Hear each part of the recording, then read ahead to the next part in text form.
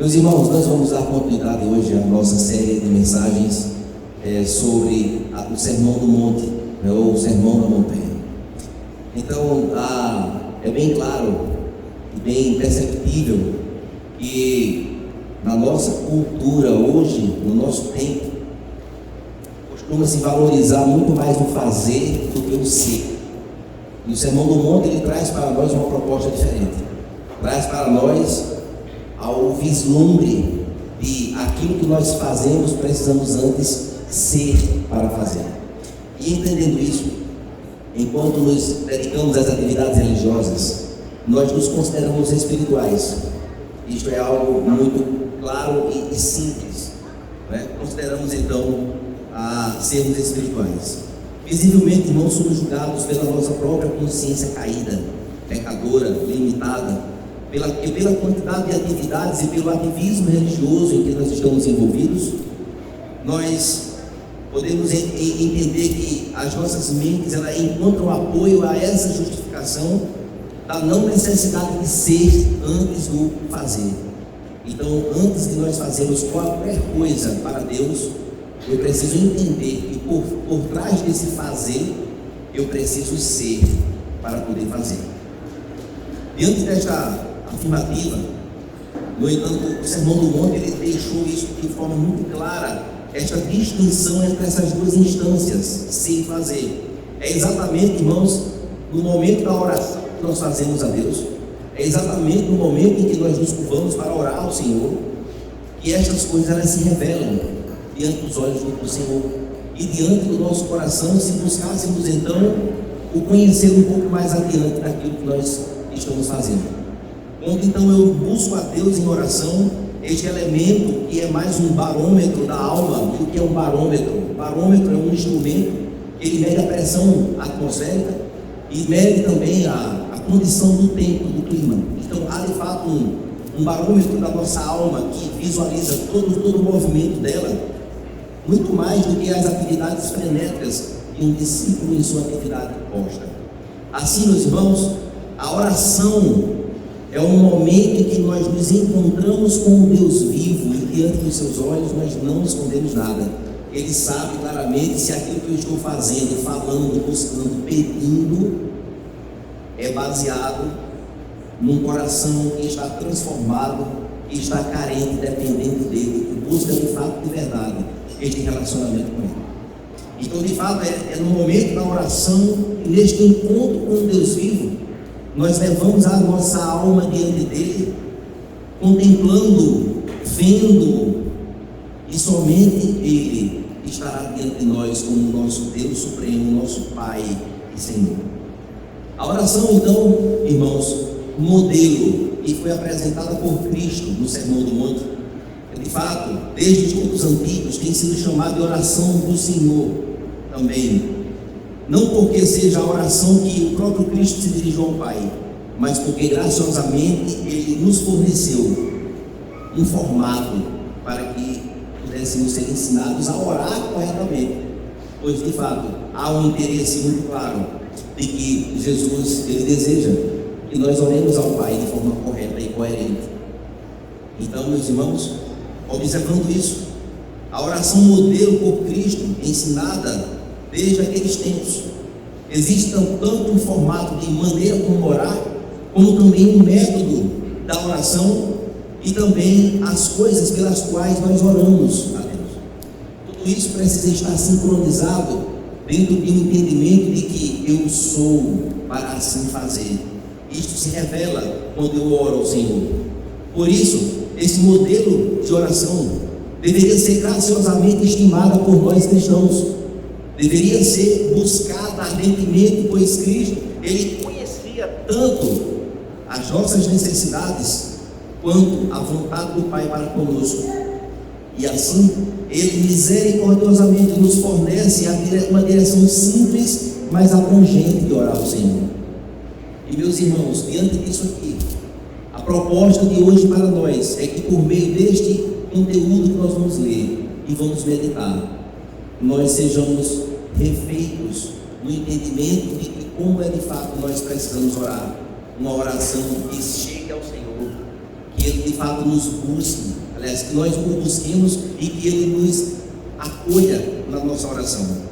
Observe, queridos, que a cada parte do aspecto da oração está incluída a adoração ao Senhor na nossa oração. Deixa eu trocar o microfone.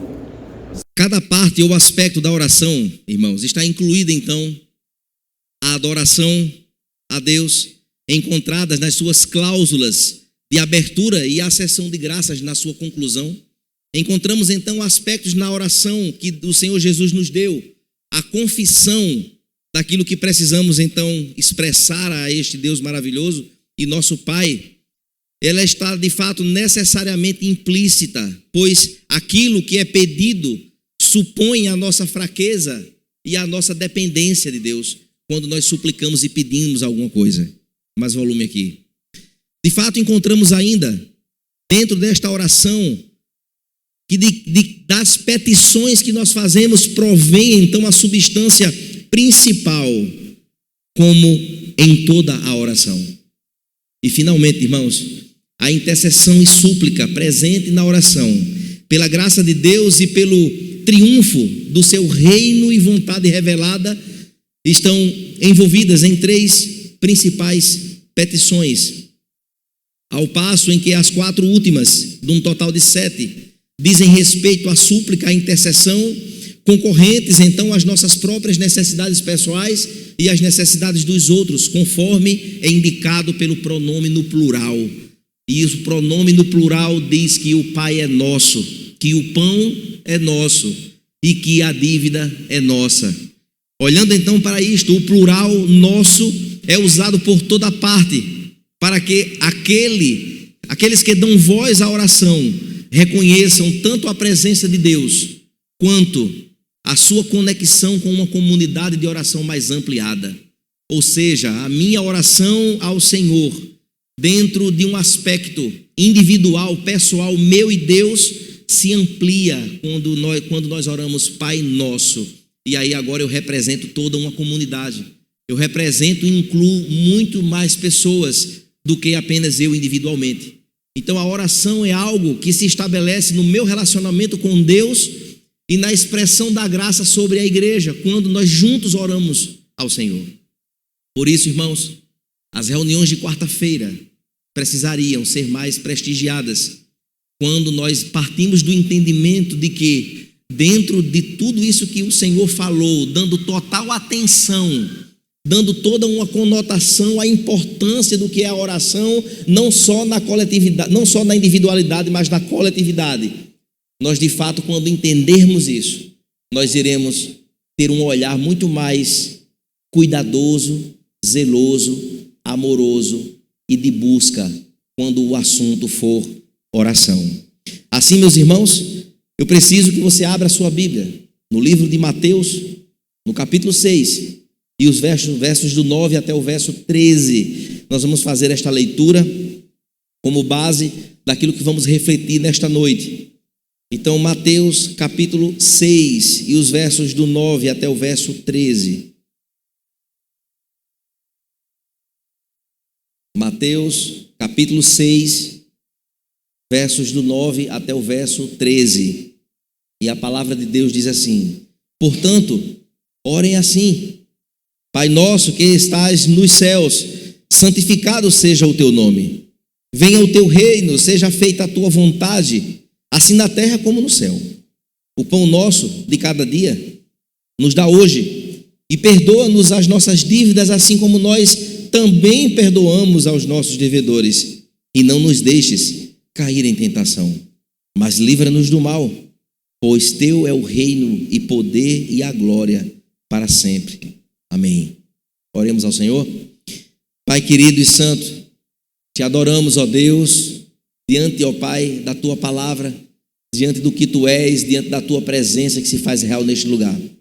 Queremos, ó Deus, invocar a intervenção do teu Santo Espírito, para que, ó Deus, de forma amorosa e persuasiva, nos atraia, ó Deus, e nos conduza ao trono da graça, a fim de compreendermos, ó Deus, a tua palavra, a fim de que, ó Deus, todas as arguições que foram colocadas nessas sagradas letras pelo próprio Cristo chegue ao nosso coração, chegue penetradamente, ó Deus, nas nossas entranhas, no nosso ser, e faça-nos, ó Deus, compreender, Pai, a Tua vontade e o recado do Senhor para nós nesta noite. Assim nós te oramos e te rogamos em Cristo Jesus. Amém. Meus irmãos, a oração do Pai Nosso, sem dúvida alguma, é uma das orações mais conhecidas no mundo inteiro. Pessoas cristãs ou não cristãs já ouviram falar sobre a oração onde se refere ao Pai Nosso, ou a oração modelo. E o interessante, queridos, é que o que nos impressiona é que o Sermão do Monte, ele é tão amplo, ele é tão extenso, que ele alcança os ditames de um padrão de ser mais do que o fazer. E é exatamente neste ponto que reside conexões complexas, porque muitas pessoas recitam o Pai Nosso, ou até oram o Pai Nosso nas suas orações, mas que de fato a realidade do Pai Nosso, nas palavras de Jesus, elas não refletem de fato uma prática, de fato um fazer, porque apenas fazemos e não somos para poder fazer. Apenas recitamos aquilo que está dito de forma muito poética, muito florida, muito bonita e até utópica para a realidade de muitos. E o que é que de fato acontece? Muitas pessoas oram o Pai Nosso, mas as coisas que são ditas no Pai Nosso, elas fazem parte do cotidiano nem da vida das pessoas. Olhando então para isso, trouxe-nos então, na verdade, as palavras de Jesus.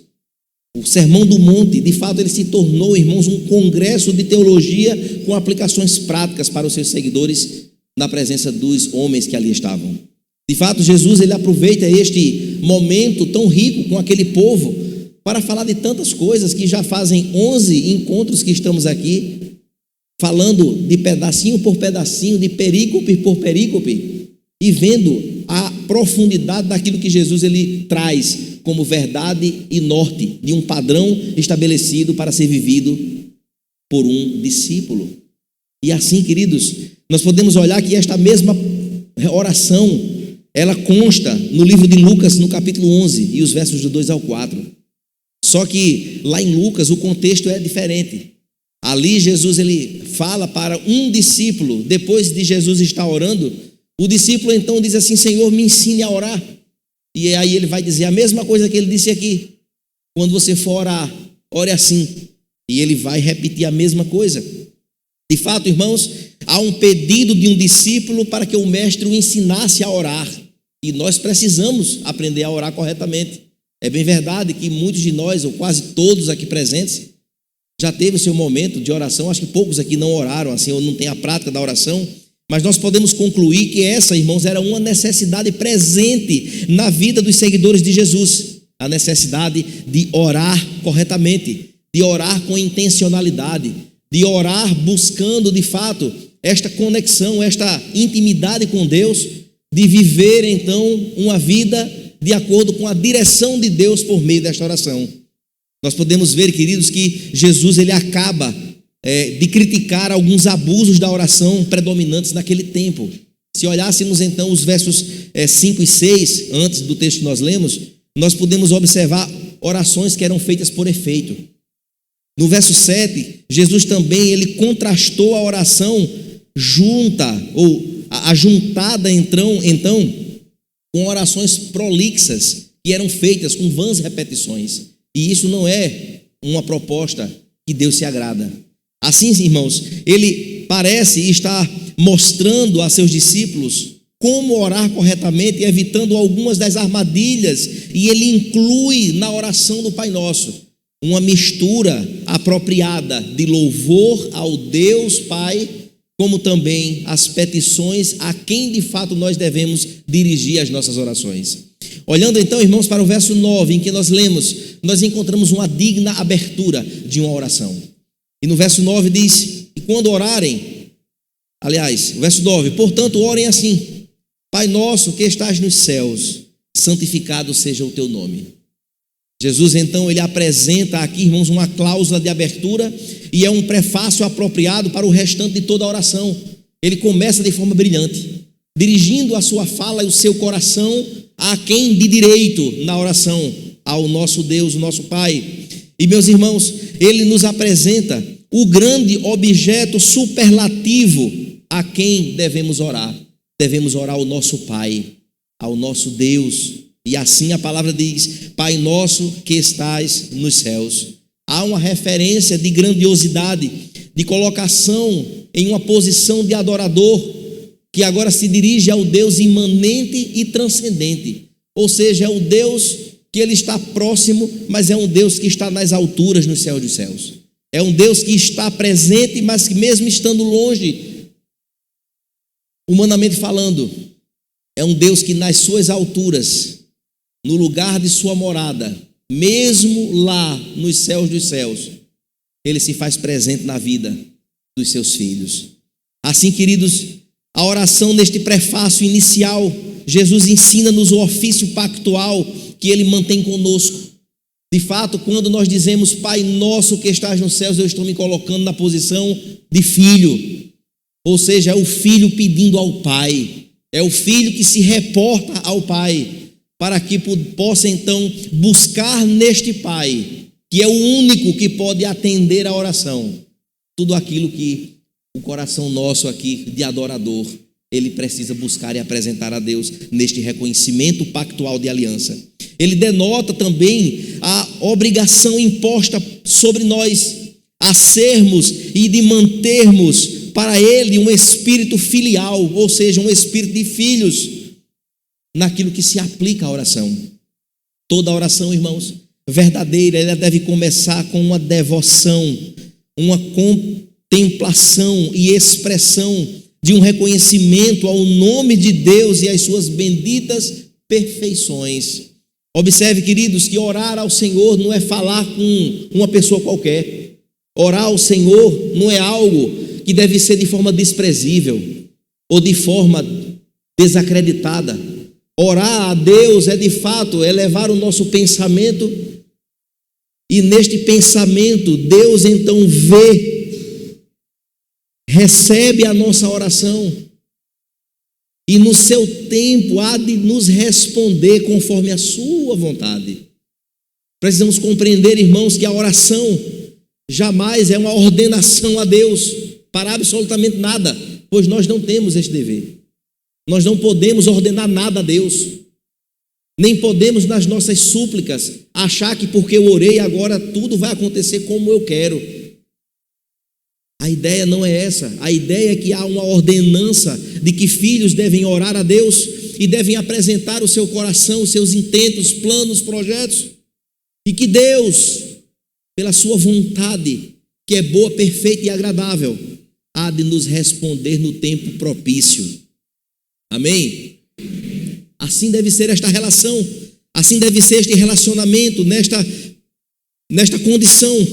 E devemos, irmãos, nos achegar ao trono da graça, com expressões adequadas de majestade e poder soberano de Deus, contudo, com uma santa confiança de que o Deus soberano, Ele é o nosso Pai, e Ele quer para os seus filhos o melhor. Ele quer o melhor para mim e para você, amém? Só que o melhor dele pode ser um não para mim. O melhor dele nem sempre é o sim, nem sempre é o ok. Será como você pediu, meu filho? Nem sempre. Às vezes sim, às vezes não. Porque quem sabe o que é melhor para nós é o nosso Pai eterno.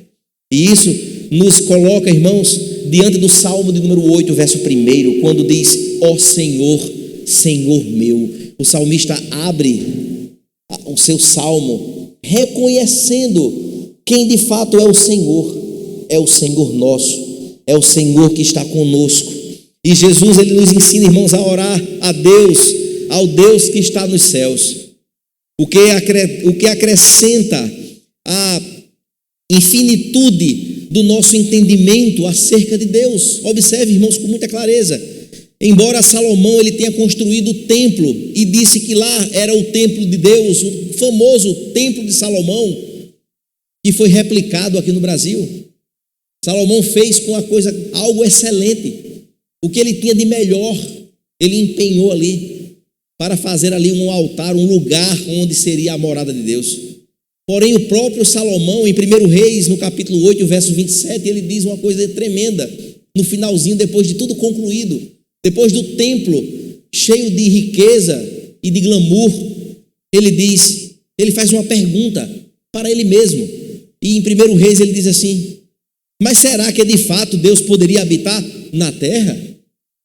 Eis que os céus e até os céus dos céus não te pode conter, muito menos este templo que eu acabei de edificar. Salomão tinha plena convicção de que Deus, de forma alguma, habitaria em um templo feito por mão de homens. Deus, ele é maior do que tudo. Deus é maior do que a sua criação. Mas os céus é uma maneira de entendermos a grandeza da habitação de Deus, quando diz: o Senhor que estás nos céus. Elevamos então o entendimento, irmãos, de que esse Deus é um Deus supremo, que está em um lugar de autoridade, um trono soberano, superior, que está diante de tudo, está diante dos seus olhos, e que este Deus, na sua soberania, controla e governa todas as coisas. Pai nosso que estás nos céus, Pai nosso que estás nos céus. Aí vem a primeira petição da oração, quando ele diz: santificado seja o teu nome. Então Jesus, ele já começa agora trazendo a primeira coisa, a primeira petição de quem ora, quem faz esta oração: santificado seja o teu nome. E o que é de fato, irmãos, esta expressão, santificado seja o teu nome? Santificado seja o teu nome, essa palavra santificado no original do hebraico, nos leva ao entendimento, na sua tradução, de que isto inclui um reconhecimento da santidade do Senhor nosso Deus, do nosso Pai. De fato, quando dizemos santificado seja o teu nome, inclui o santificado em nossas orações, em um significado que nós devemos nos aproximar do Pai, não apenas com a familiaridade de que Ele é nosso Pai e eu sou seu filho, mas também em reverência e respeito pelo que Ele é, pois Ele é um Deus santo, nele há grandeza e a santidade. Orar a Deus não é algo corriqueiro, sem valor algum, não, pelo contrário. Quando eu me curvo para orar ao Senhor, para falar com o meu Deus, com o meu Pai, eu preciso ter plena convicção de que eu estou diante do Rei dos Reis, o Senhor que é santo, que é poderoso, que criou todas as coisas, que salvou a minha vida. É o Senhor que faz grandes proezas, é o Senhor que sustenta tudo com a autoridade da sua voz, é o Senhor que está presente hoje aqui, é o Senhor que tem livrado as nossas vidas de tantas coisas ruins e que tem nos livrado do mal, tem nos abençoado, tem abençoado esta igreja que há 22 anos tem caminhado nesta trajetória e tem ajudado a sua vida nos momentos mais angustiantes. Ele é quem chega com socorro bem presente. É de fato este Senhor a que eu me refiro. Orar a Deus não é conversar lorota com quem quer que seja. Orar a Deus merece toda a nossa reverência, deve ser ensinado aos nossos filhos, deve ser cultivado no nosso lar, na nossa casa, e precisamos entender que é da oração que nós alcançamos grandes vitórias da nossa vida. Precisamos aprender, irmãos, a resolver nossos problemas por meio da oração. Precisamos, irmãos, quando nós estamos planejando algo, antes de dar o primeiro passo, vamos orar ao Senhor. Senhor, é da tua vontade que eu faça tal curso? Senhor, é da tua vontade que eu me case com aquela pessoa? Senhor, é da tua vontade, Senhor, que eu compre esse objeto? É da tua vontade, Senhor, que eu me mude daqui para ali?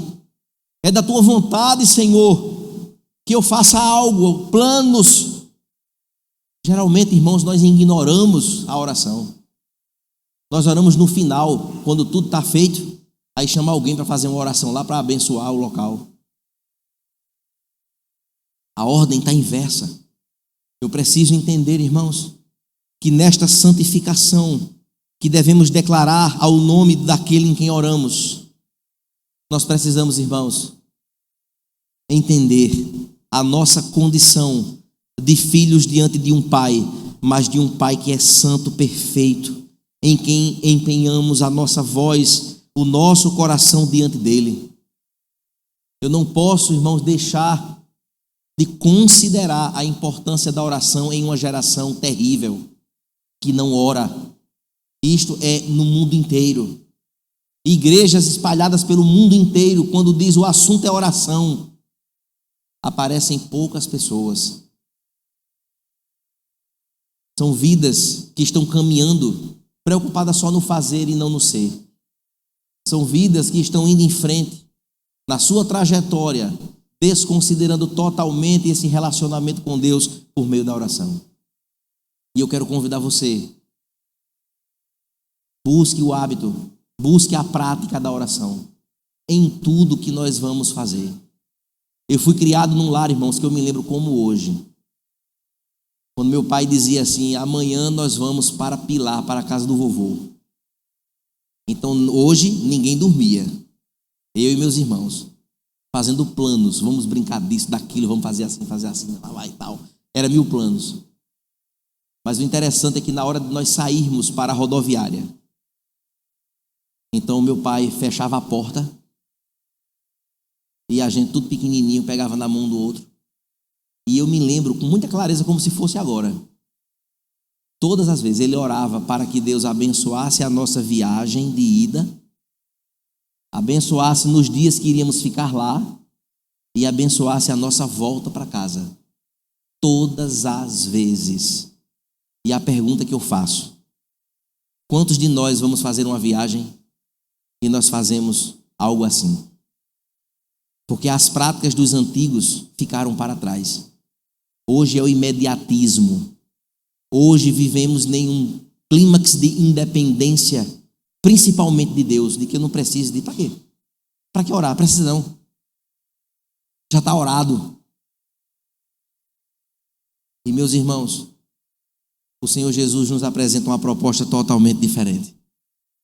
Ele nos traz a esta consciência, a este patamar de entendimento de que esta relação, ela é uma relação maravilhosa, de filhos caídos e pecadores, diante de um Deus que é supremo, que é santo e que é benfeitor e para nos escutar, para nos atender. Precisamos, irmãos, valorizar isso na nossa vida. No verso 10, irmãos, encontramos a segunda e terceira petições que Jesus apresenta.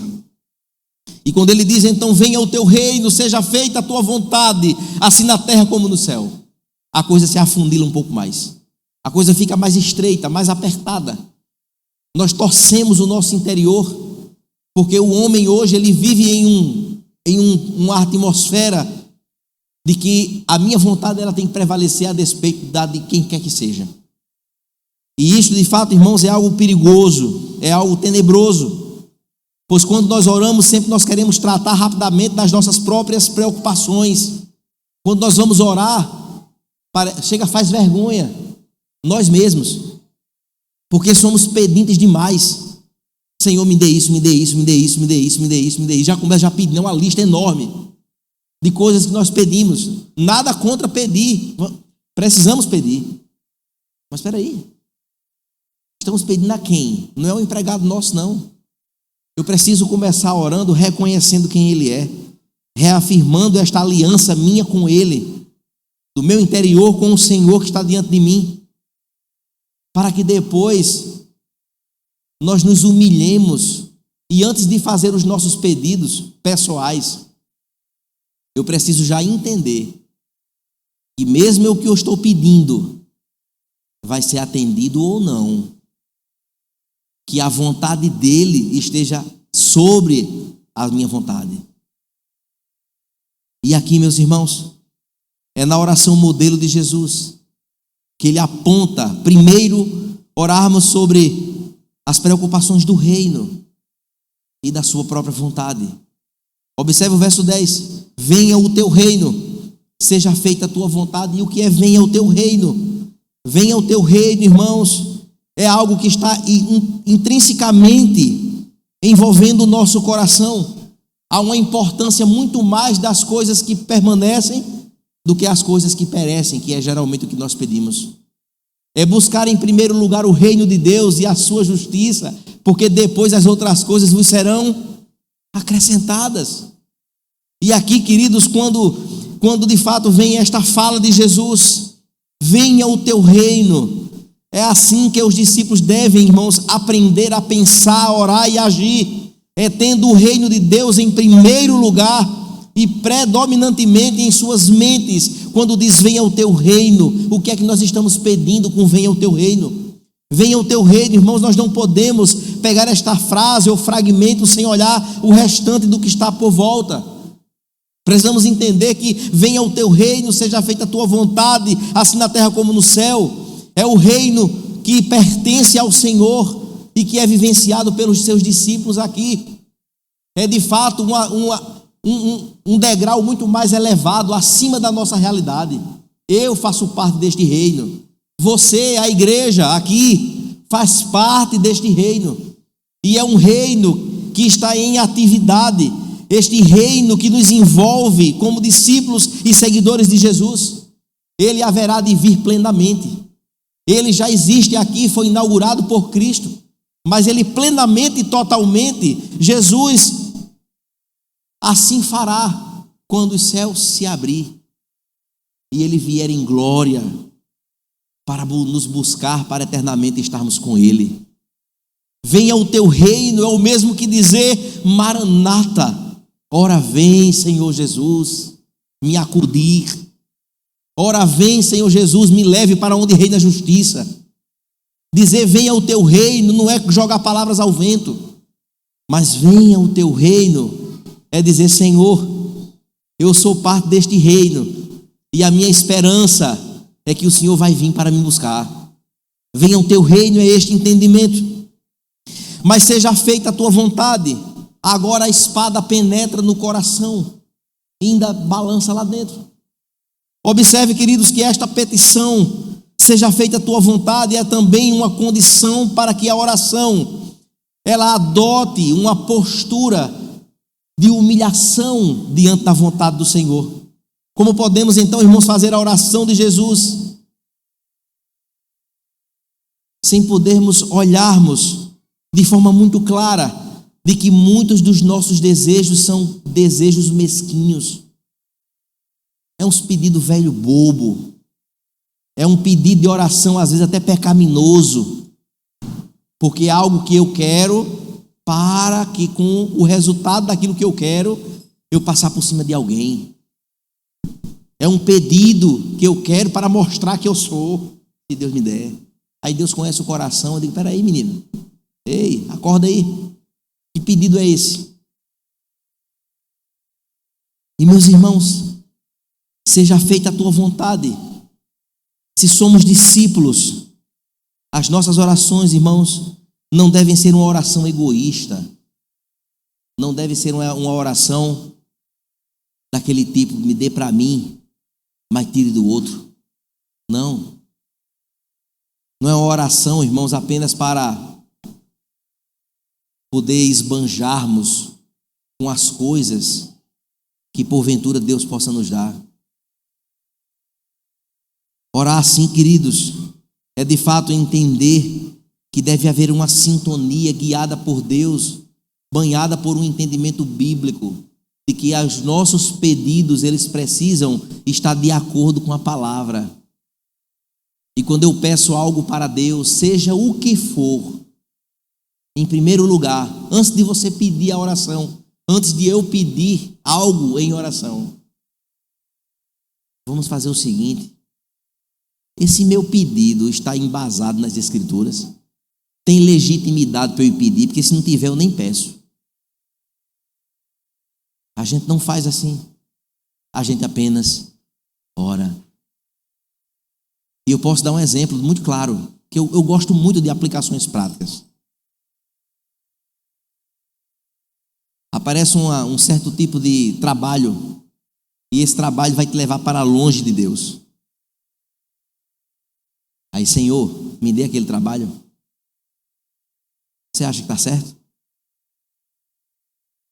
É o rapaz crente que namora uma moça descrente e diz: Senhor, eu quero casar com aquele rapaz, me abençoe naquele namoro. A palavra de Deus diz que não pode. Como é que eu vou pedir algo a Deus que não pode? Como é que eu vou agora incomodar Papai do céu com um pedido desprovido de coerência, de embasamento bíblico? É um pedido bobo, que não merece nem atenção. É melhor dizer assim: Senhor, me ensine, me oriente, me ajude o meu coração, porque o meu coração só pede o que não presta. Me ensine a orar, Senhor, a pedir o que está certo. É melhor pedir assim. E estar dentro dessa vontade eterna de Deus sobre as nossas vidas, porque o que Ele quer sobre nós está aqui. Ele dá toda a caminhada. Temos visto isso nas manhãs de domingo. Aí eu vou pedir contrário à sua palavra? Será que Deus é um empregado nosso que vai fazer nossos gostinhos e cumprir os nossos mimos? De forma alguma. Precisamos, irmãos, compreender, queridos, que o assunto de oração é um assunto sério. Que não é simplesmente jogar papo fora, não é um WhatsApp que você passa para alguém. Não. É estar diante do Rei dos Reis. É estar diante de um Senhor que é capaz de fazer por nós infinitamente mais do que pedimos ou pensamos. Amém?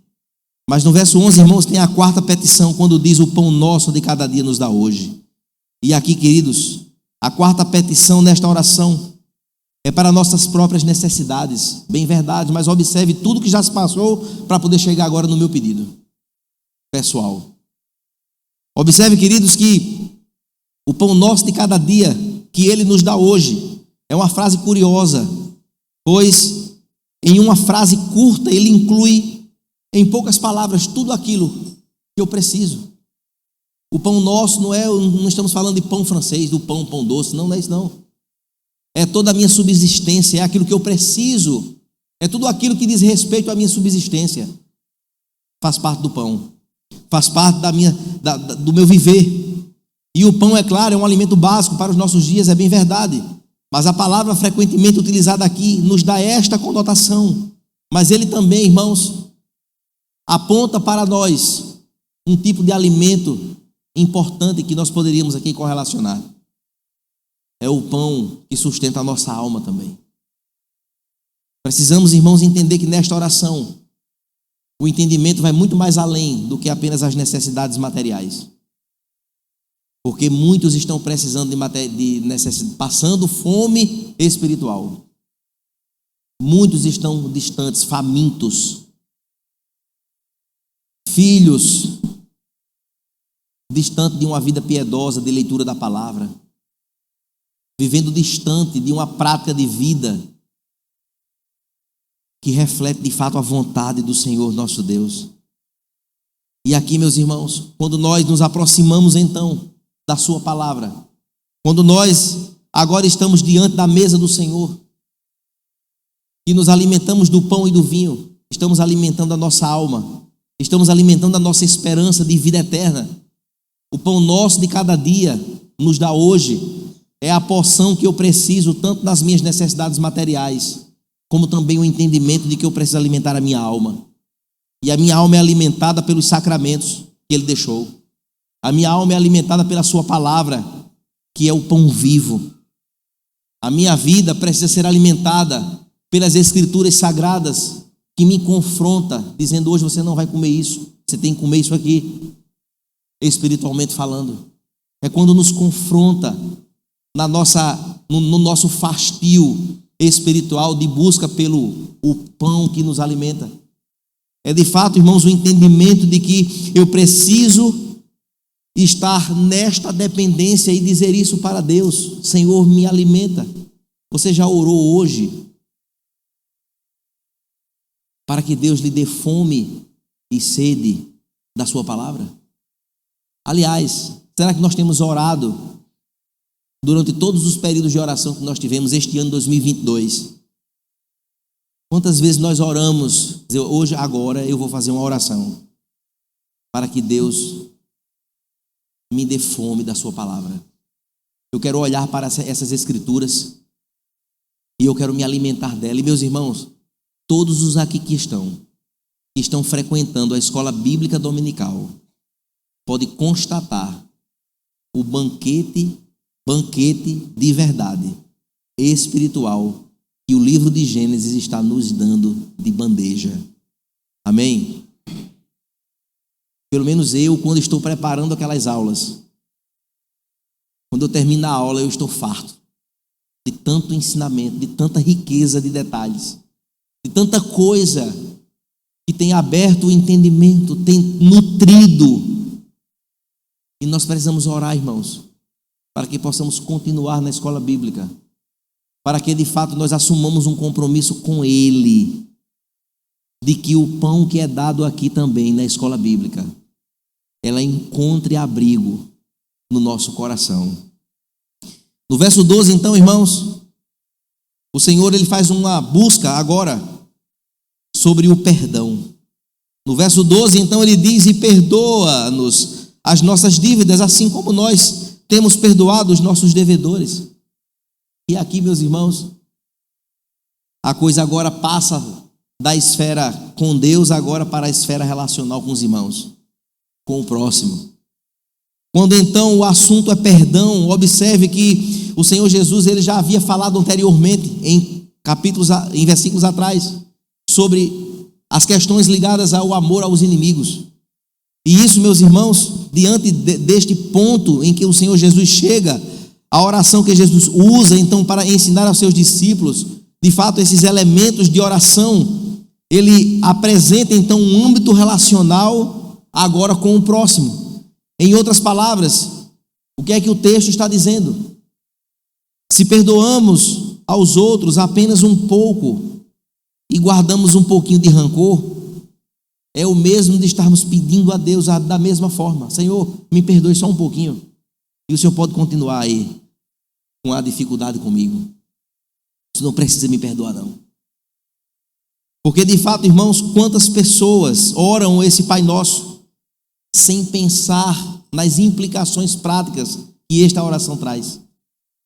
Quantas pessoas, irmãos, oram e cada vez oram, e quanto mais oram, desprovido desse entendimento, tem vivido uma realidade totalmente diferente do que o texto está dizendo.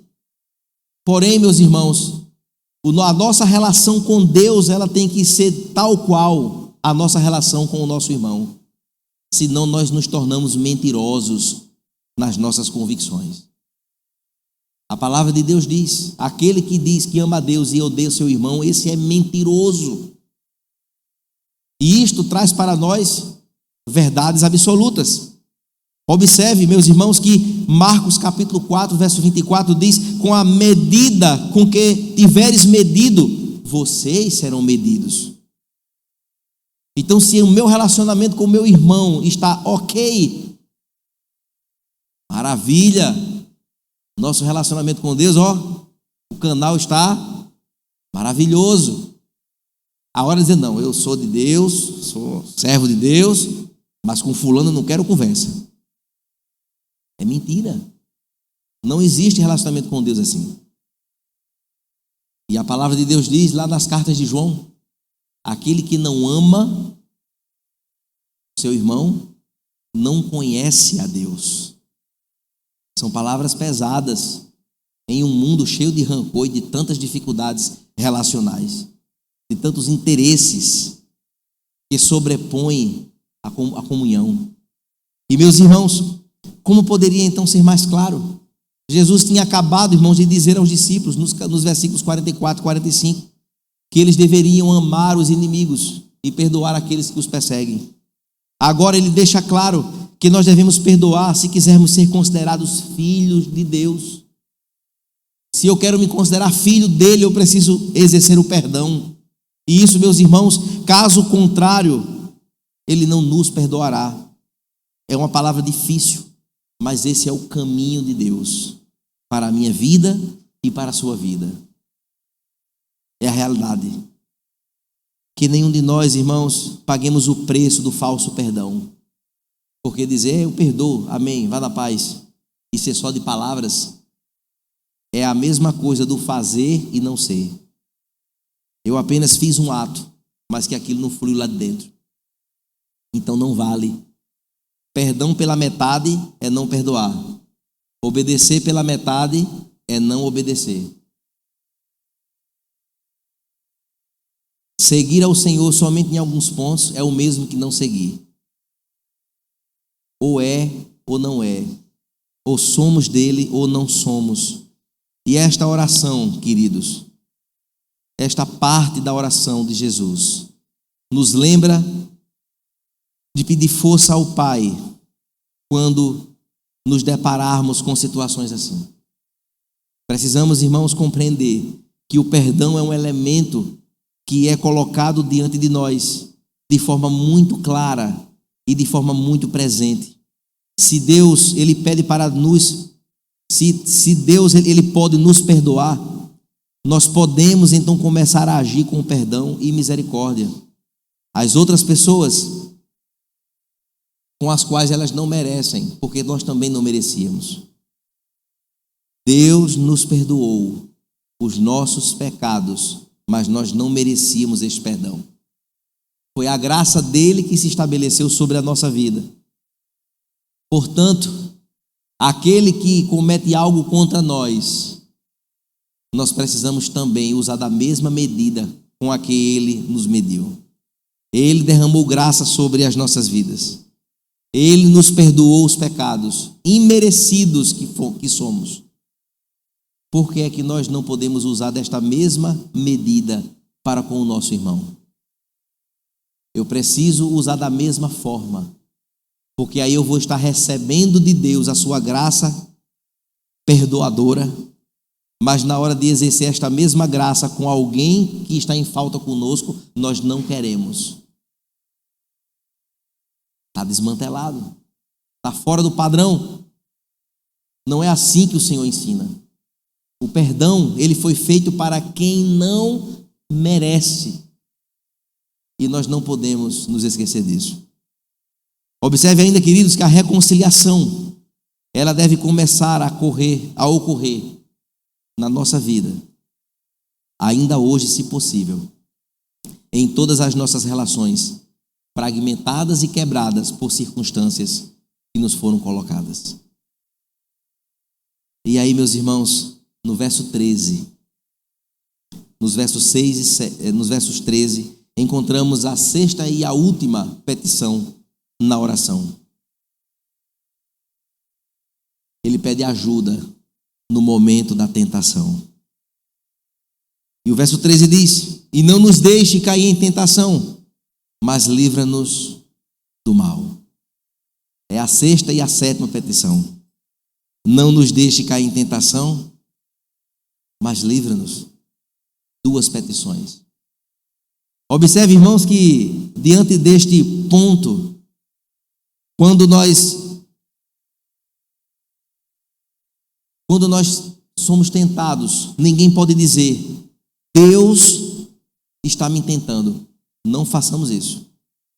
Porque o texto de Tiago, no capítulo 1 e o versos 13 e 14 diz que Deus a ninguém tenta. Quando tentado, ninguém pode dizer: Deus está me tentando, porque Deus não pode ser tentado pelo mal, nem tentar ninguém. Mas cada um é tentado por quanto? Pelo seu próprio desejo maligno, é arrastado e seduzido pela tentação. Diante desta verdade, irmãos, esta parte da oração do Senhor nos lembra de pedir força ao Pai quando nós somos tentados. Mas Deus, Ele nos testa, Ele não nos tenta, mas Ele nos testa. Ele coloca diante de nós não a tentação para que eu peque, mas Ele me coloca em condições para que a minha fé seja testada. O Senhor nosso Deus, Ele fez isso em muitas narrativas bíblicas. Ele fez isso com Abraão. Ele testou a fé de Abraão, e Abraão passou no teste. Ele testou também Jacó, testou José, naquele momento crucial na casa de Potifar, que nós vamos começar a estudar domingo que vem na escola bíblica, a história de José. E Jesus também foi tentado. ele foi testado lá no deserto. Mas ele passou no teste. E meus irmãos, observe, queridos, que a tentação não provém de Deus, mas nós somos arrastados por ela por conta da nossa pecaminosidade. Aquilo que nos atrai os olhos, aquilo que nosso coração está inclinado. Em tudo aparece uma oportunidade de pecar, de fazer o que é errado. E observe, meus irmãos, que a petição de Jesus neste ponto diz: não nos deixe cair em tentação, ou seja, me fortaleça quando a tentação estiver diante de mim. E se a tentação, irmãos, é o telefone, cuidado no uso dele. Se a tentação são os olhares, cuidado para onde você olha. Se a tentação são conversas, elimine essas conversas. Peça a Deus ajuda para que Ele te fortaleça nesses momentos. E a petição última: livra-nos do mal. Ele tem poder para nos livrar da tentação do tentador. Amém? Nós não estamos, irmãos, soltos no mundo, não. Precisamos orar com seriedade e intencionalidade para que o Senhor nos livre, para que o Senhor nos proteja de cair em tentação. Porque o diabo, o nosso adversário, ele ruge como leão ao nosso derredor, buscando a quem possa tragar, colocando coisas para atrair a nossa atenção e a nossa inclinação pecaminosa.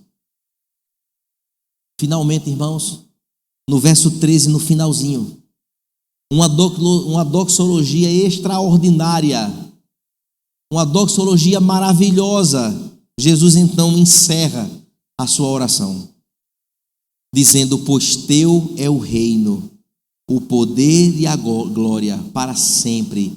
Amém.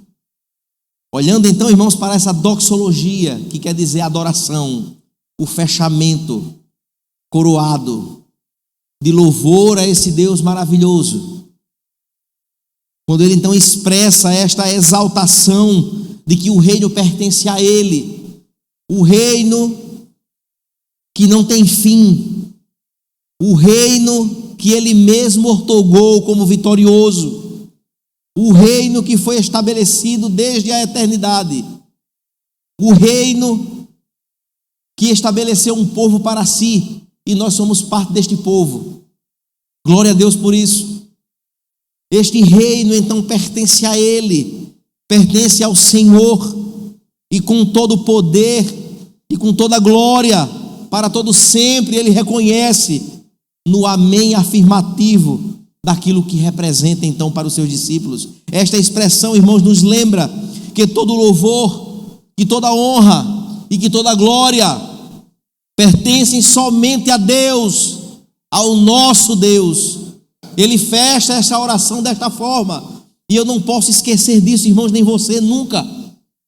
Toda honra é dele, toda honra desta igreja existir é dele, toda honra pelo que nós temos e alcançamos e que somos é dele, tudo que somos é dele, a honra é dele, e a glória vitoriosa é dele também, porque sem ele nada do que foi feito se fez.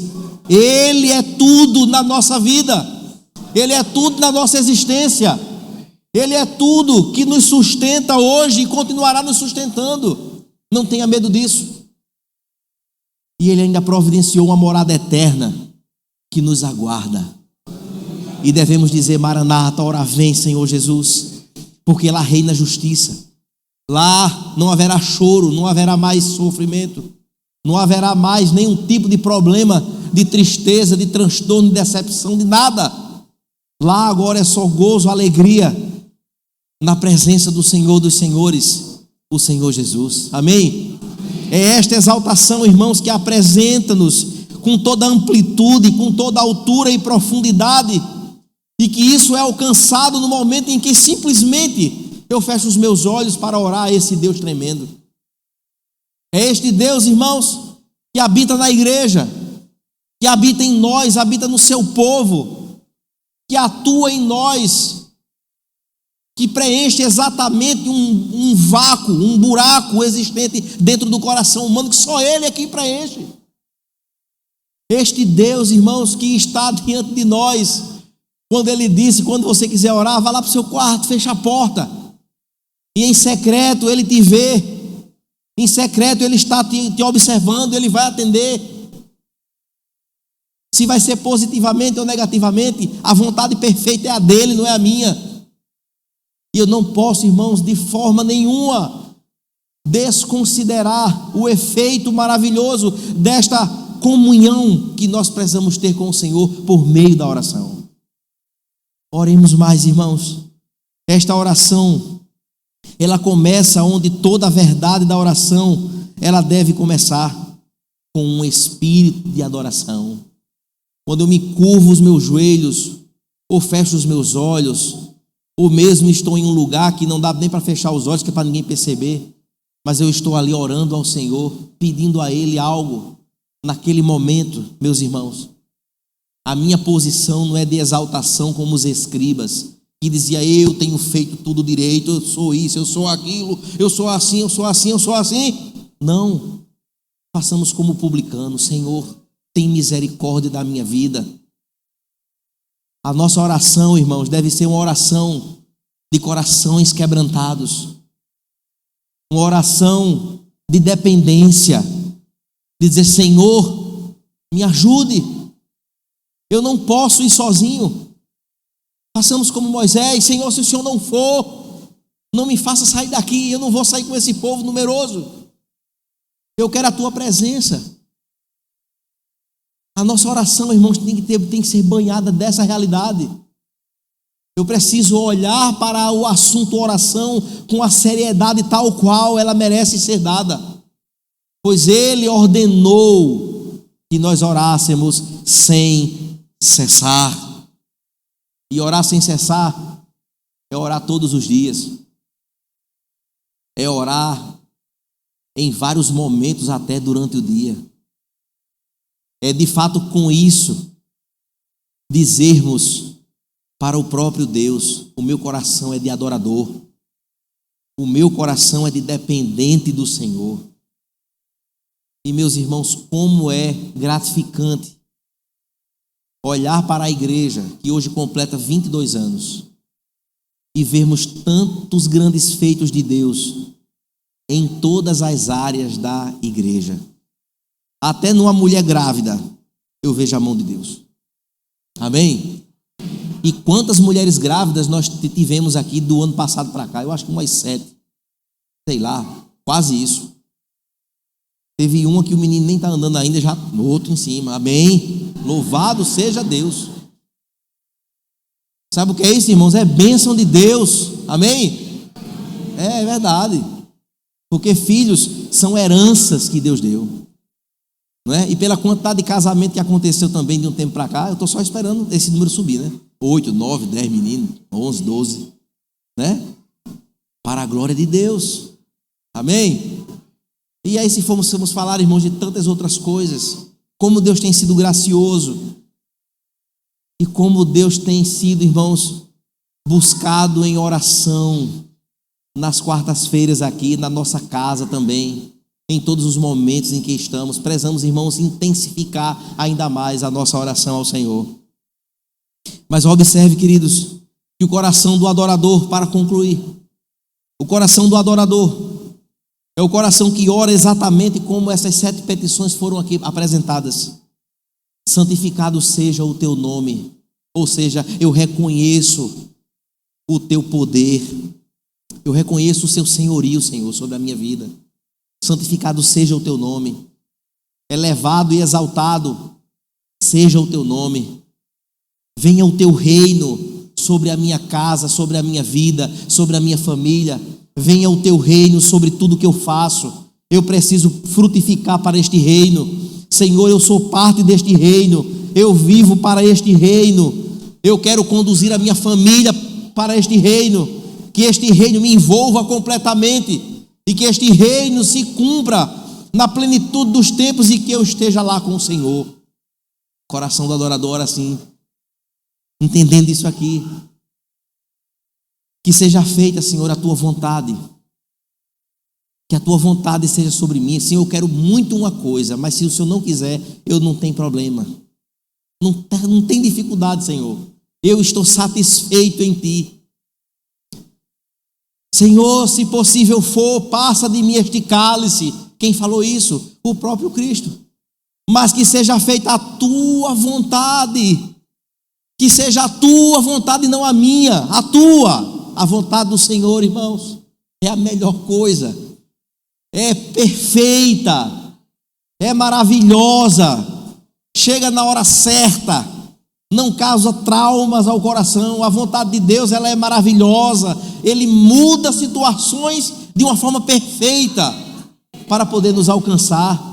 Amados irmãos, que o coração de adorador nosso nesta noite entenda que o pão nosso é Ele quem dá, é Ele que nos dá saúde, é Ele que abre a porta do trabalho, é Ele que levanta os recursos, as condições, Ele que promove circunstâncias para que a nossa subsistência ela seja permanente na nossa casa.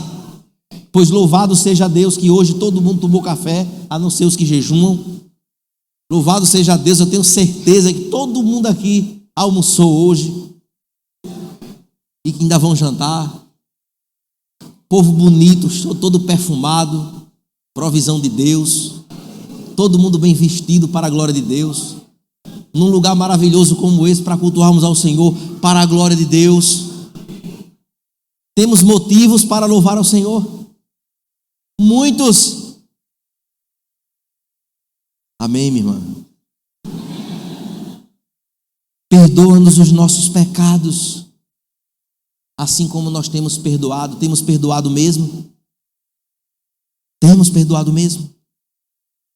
Não nos deixe, Senhor, cair em tentação. Queremos estar firmes. Os nossos pés precisam estar firmes na rocha, firmados na rocha que é Cristo.